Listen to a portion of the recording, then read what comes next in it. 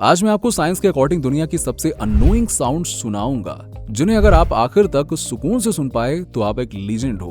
तो सबसे पहले एक फीमेल की चिल्लाने की आवाज, इससे ज्यादा अनोइंग होती है एक बच्चे के रोने का साउंड। आगे जाने से पहले अगर आप इंडिया से हो तो नीचे लाल बटन दबाकर चैनल को सब्सक्राइब कर लो यार, क्या जाता है, बस एक क्लिक ही तो करना है, कर दो। नेक्स्ट, जब कोई नींद में खर्राटे लेता है तो उसके पास मौजूद इंसान पागल ही हो जाता है। ये आवाजें किसी का भी दिमाग खराब करने के लिए काफी है। तो कौन सा साउंड आपको सबसे ज्यादा अनोइंग लगा, कमेंट करके बताओ।